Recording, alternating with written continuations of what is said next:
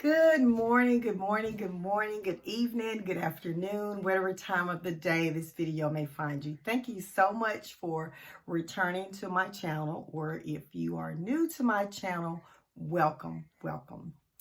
Listen, people, I like to do my introduction and just dive right in to respect your time. So listen, today I wanted to do a video on a subject that is definitely something that cannot be just done on one video, but I wanted to just dive into it just a little bit here, enough to actually get the conversation going in our minds, okay? So there's this thing out there, we're having a lot of problems with relationships, a lot of problems with relationships between the husband and wives, the male and the female, okay? And part of that discussion and the issues with that are marriages that lasted, say, for decades and ended up with, say, people like me, as a 55-year-old woman recently divorced from a 35-year relationship, 28-year marriage. And in those discussions, we're having the people that were in those marriages, the men, and we're having talks about with the men saying that it's not fair and that the government system is so messed up because a lot of times the women end up with the marital home and things like that. So a lot of men are having to restart over. Well, y'all, women are having to start over as well. They are. And what is so sad about this whole thing is most of these women did not want a divorce, but they were, like I have said, forced because of the toxicity in the relationship. And it's so sad that men are just not hearing us. They're just not hearing us. Like, we're literally, it's so heart-wrenching to see so many beautiful women that put everything into their families, everything into their husbands and to supporting him. And the husbands are just out there just bashing their wives. Wives that gave them, in many cases, like with mine, all of their young years, supported them in everything that they did, their business stuff.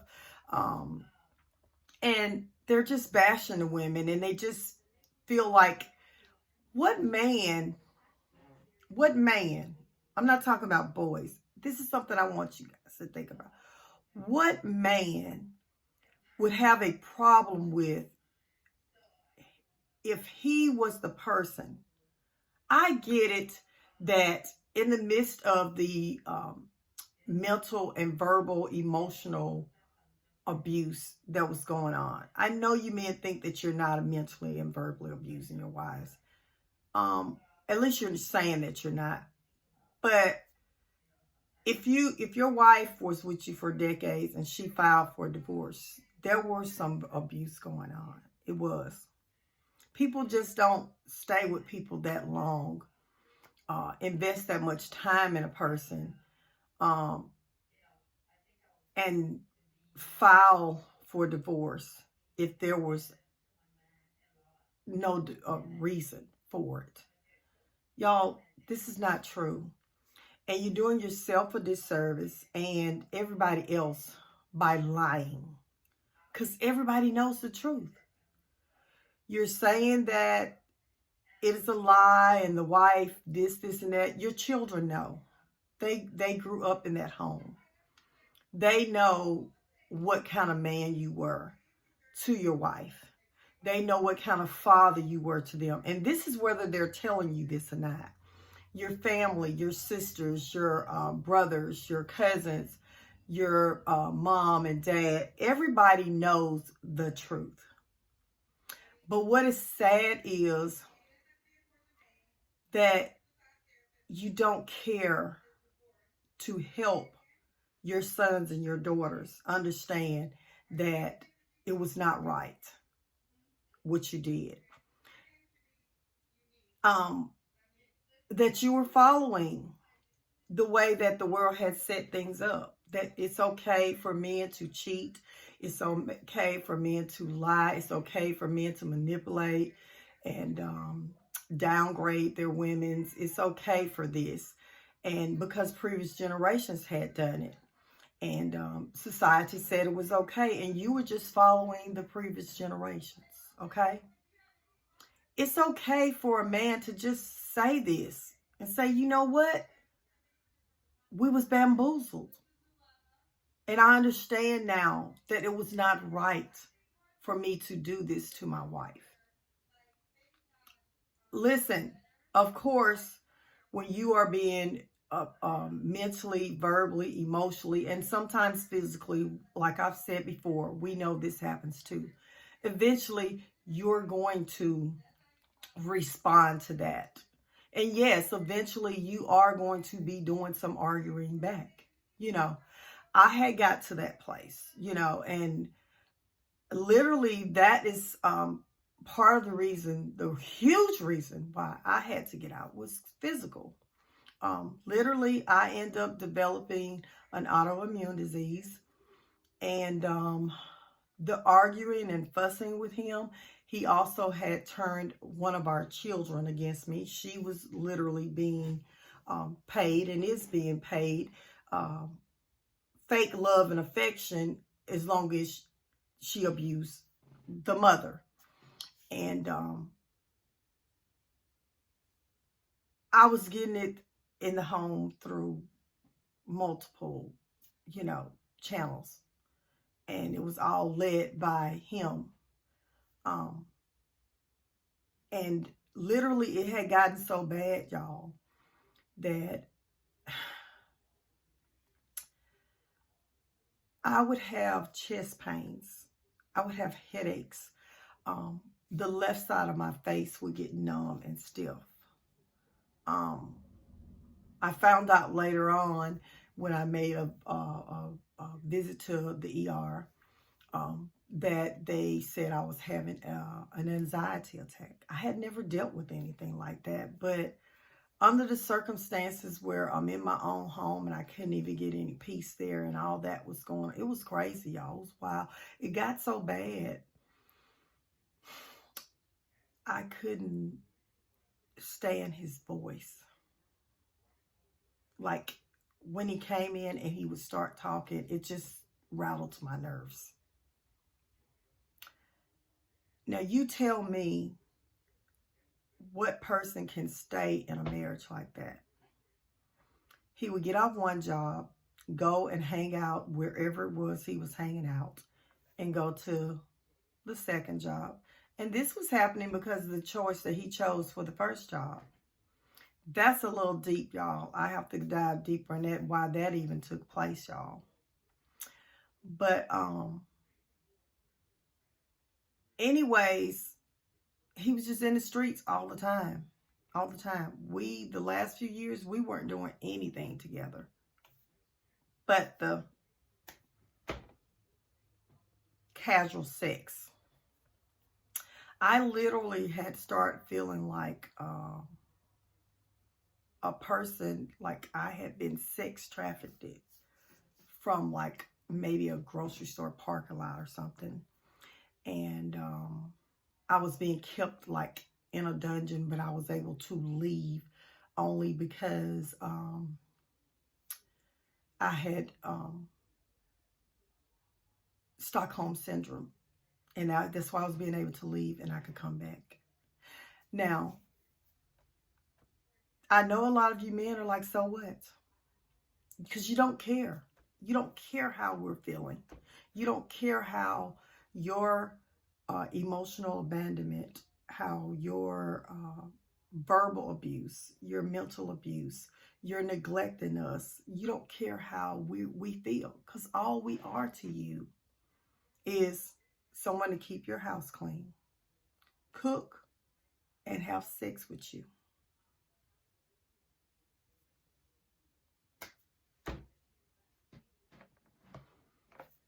this is why the men are like, so what? You hear man after man after man when they're talking about their divorces. You can see the difference when a woman is talking about her divorce and a man is talking about his. When the man is talking about his divorce, all they're talking about is the money. They mention somewhat about the kids, but most of them, y'all, when they get a divorce and the children are young, a lot of them don't even follow through with seeing the children on a regular when they're supposed to. The main focus be all financial. But when you hear a woman talking about her divorce, she talks about the things that happened in the relationship and what happened to her as a person in the relationship.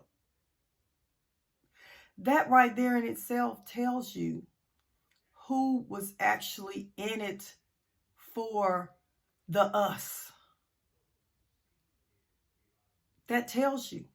When you talk to a man and he say he was married and all he's talking about is what he had to give up financially because of the divorce, and you talk to the woman and she's talking about all the things that happened to her emotionally, verbally, mentally, and like I said, sometimes physically in the marriage, that lets you know that this person that's saying this gave everything, was given everything, was fighting for the us. And the person that is talking about all of the money, the monetary things, is all about them.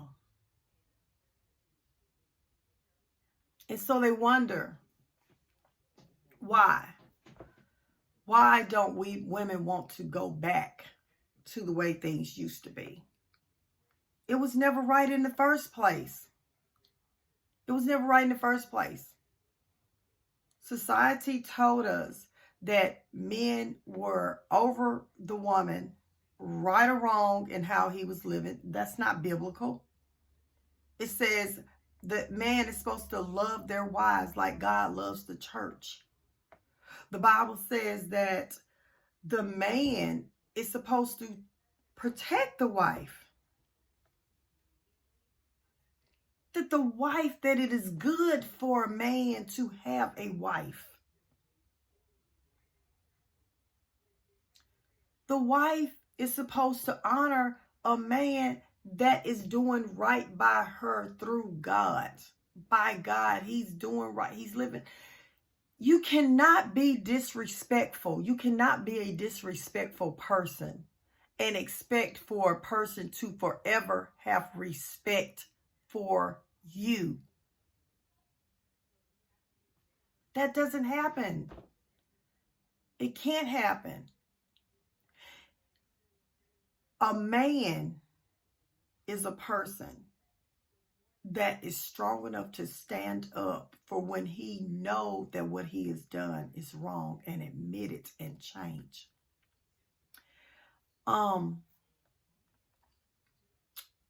What is his name? Malcolm X. You know, that's one of the great leaders that they talk about and everything. Well, to me, the most courageous and the thing that I remember Malcolm X the most about was the fact that when he learned that the person that was teaching him was a hypocrite, was a liar, was a cheater, was a manipulator, was selfish, was abusing people. When he was able to, after he saw this, he went and did his own work to do research to find out about this. And he learned that this man was teaching hate. And he was using the people around him.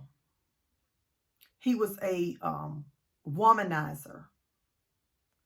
And he stood up for right at all costs, at any means necessary. That is the thing. That is it, people. That's the man that women want.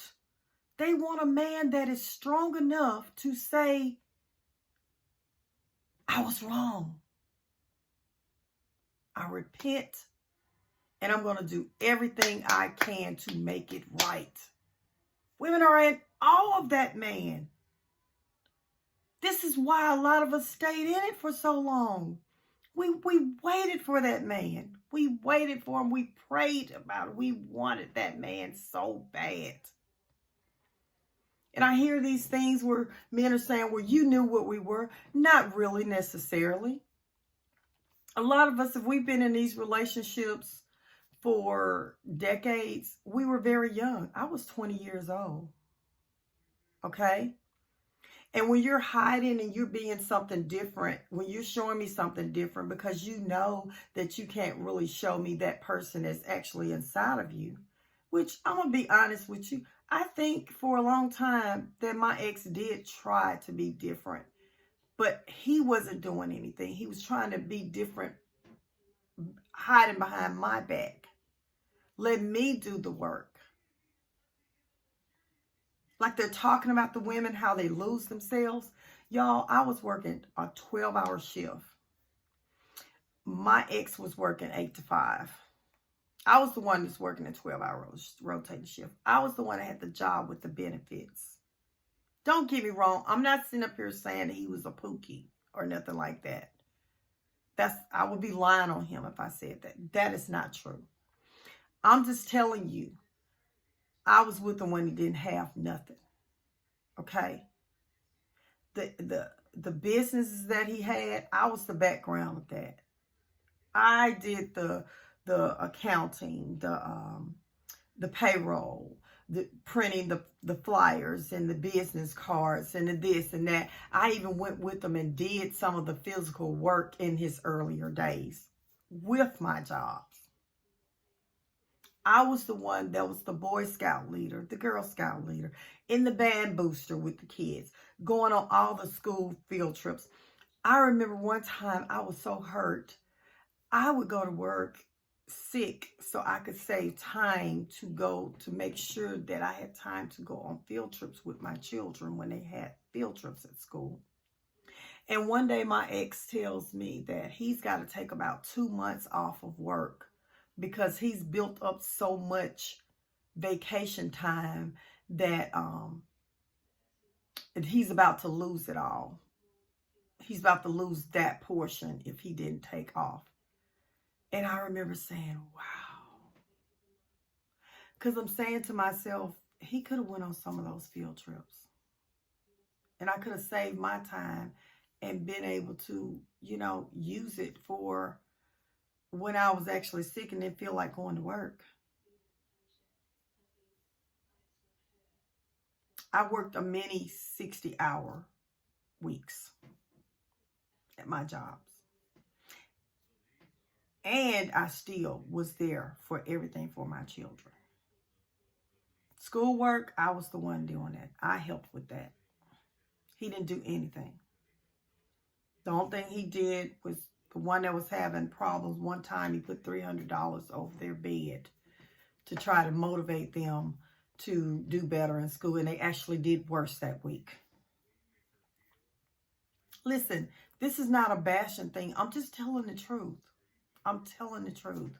I'm not trying to make nobody look bad. But y'all know the stories of your relationship. You know the stories. You know them. Stop lying. People know you're lying. And when you leave this earth, they're going to talk about it even more. Those that are silent, they're going to start voicing their what really happened. You're not fooling anybody.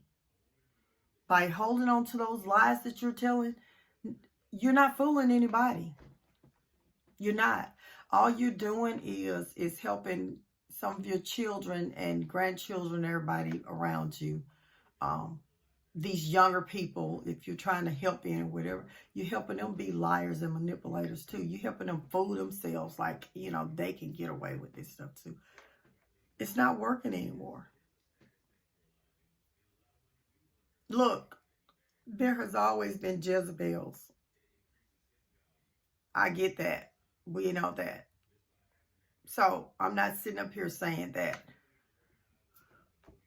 there has never been any women that wasn't doing their part. But I can tell you this.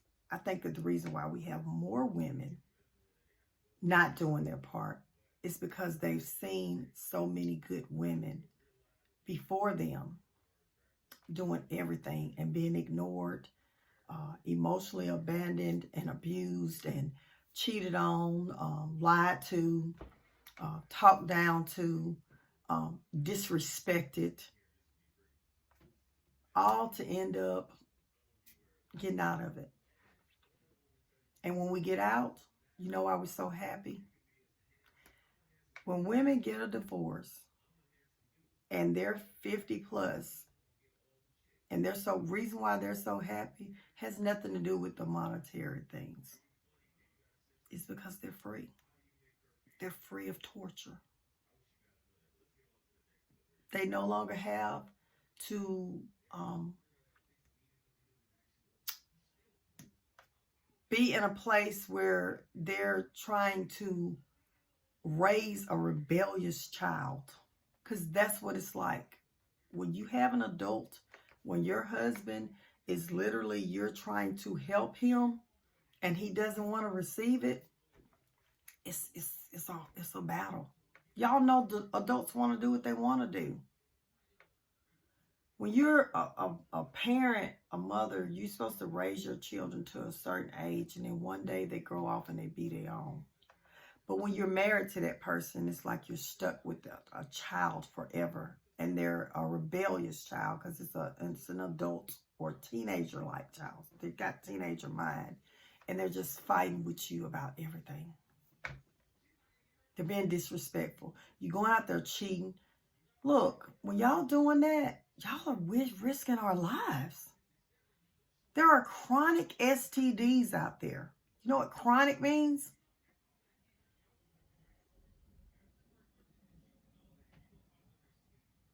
You're going out there and you're getting things and you're bringing things home. You don't even care. You don't care about your own life. You don't care about ours. Who wants to be worried about is me being with my husband? Is that going to cost me my life? Is me being with my husband going to cost me my health?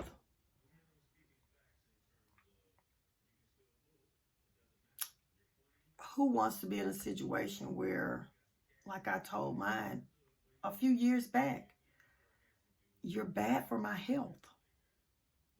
I remember telling him that a couple of times because he was. I feel so good now that I don't have all of that to deal with. I'm in my home. I'm at peace all the time. I literally want to come home now. Nobody's here.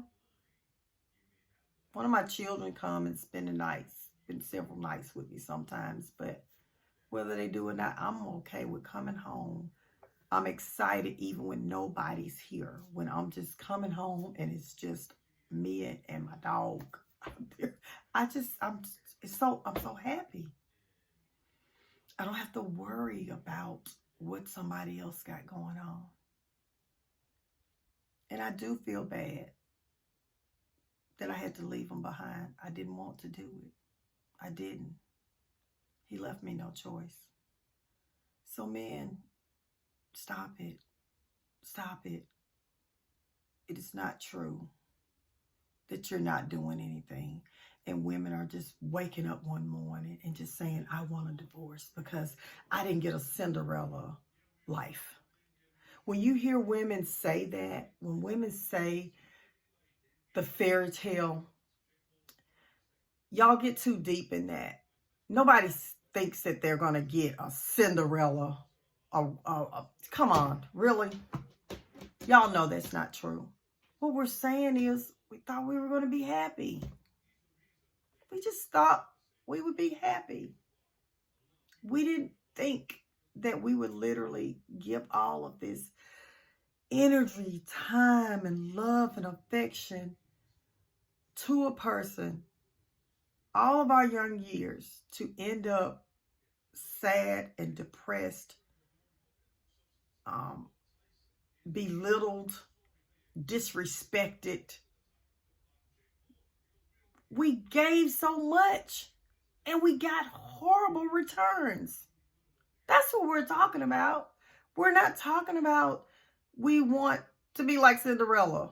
We're just saying that we were told that if we be good women to our husbands, that our husbands would love us back.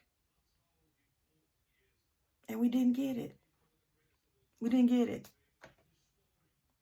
That's what we're talking about when we say the Cinderella, that we saw the Cinderella. We just talking about being happy and in peace. That's it. Our men don't care about us. They care about money and impressing their friends. That's most important to them. That's why in the end, that's all they're talking about. They're not talking about, oh, I'm so sorry that this didn't work out, that my marriage is destroyed, that our family is destroyed. You rarely hear men talk about that. All they talk about is money, what they lost, and how the system. You know why they have the system? Because men used to leave their wives and children and just start a new family. And the poor wives and children, the wife was working, she didn't have anything. So the children end up in orphanages. It was necessary for alimony. If men had done right, then there would not be a need for it. There's not, you can barely find a policy that is in place like that, like child support and alimony, where there was not a need, a systemic need for it before they developed it. And y'all know this.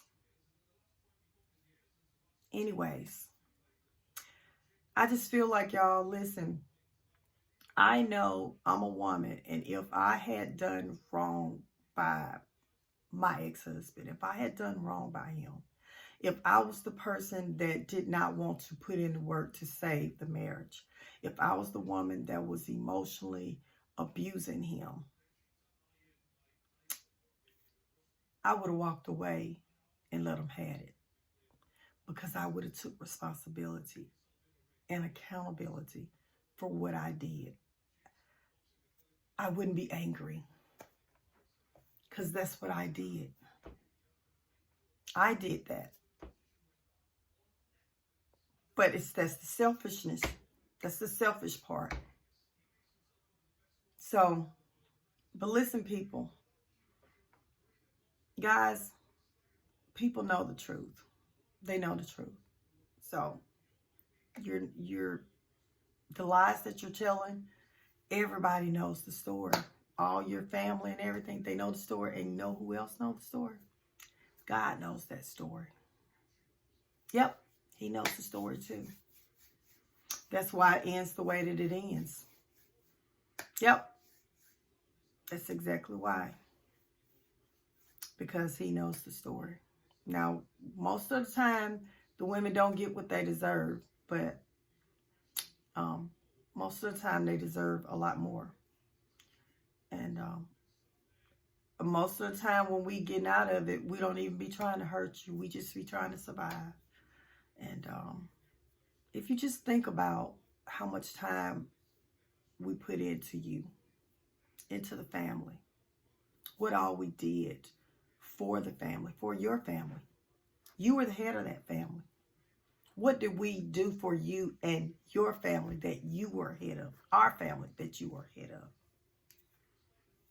Anyways, this was a long one. I love you. I love you. I love you, people. And I'll see you on the next video.